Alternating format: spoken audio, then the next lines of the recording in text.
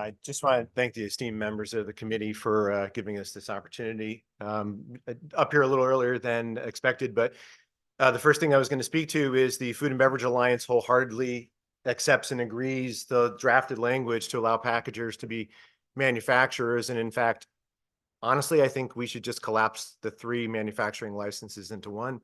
We are happy to facilitate that language. We support the transporter idea about, we actually helped draft that to allow, transporters, it's very inefficient to do same-day transportation. So what we believe is an optimal way to do this is to allow excess inventory to be stored at the transporter's facility and then delivered to retail when it's manifested.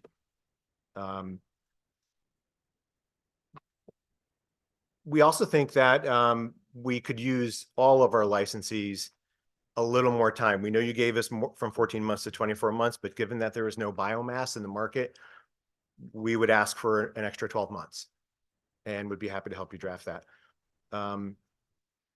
We also would like, as food and beverage manufacturers and product manufacturers, to be able to do what packagers were given last year, and that's to go to growers or producers and pick up biomass. There's a sensitivity issue when a grower goes to chop a crop, you have to be there. And so relying on a transporter to do that, particularly when you do, like I want to do live rosin, so it's flash frozen right after it's chopped. It's much easier for me to send a truck, bring it there, nitrogen tank, bring it back to my facility. So we have drafted language. We're happy to bring that to you. We know that combining the 3 licenses might be a big lift in a short session, but we're happy to collaborate with you on that language. I think we'd like to see the transportation language that you're thinking about. And very good. I think right, terrific. Right. There are definitions in DCP's bill, which I think may be in another public hearing about cannabinoids, synthetic. I don't think anybody wants to play with synthetic, so we're good with that. The definition of manufactured cannabinoids, I spoke to DCP's legal director earlier. I'd like to present to them and to you language that at least gives the commissioner some additional discretion. I'm not smart enough to know what light and heat doesn't let me do. And I don't think anybody's here to try to create novel cannabinoids. But since we only have once a year to come back to you, it'd be great to not close the door on processes that have not yet been invented or that we don't understand and can't speak to, and at least let the commissioner vet those novel ideas and then allow them to happen. I'd also like to speak, since I'm sitting here, about the further advertising restrictions. I appreciate that. We're not even up and running. It would be great if we could work with DCP on what those restrictions are rather than codifying something before we even start. And I'm happy to. Fair enough. That's great. I think we appreciate you guys when you guys send us language, it's usually in statutory format. That's very, very helpful. Sure. Just continue the dialogue with DCP. Send us what you've got on these issues. This bill will, obviously change a little bit.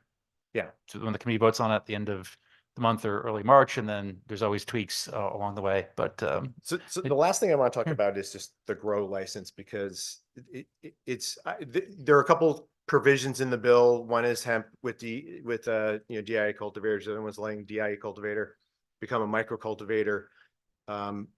We support those pathways.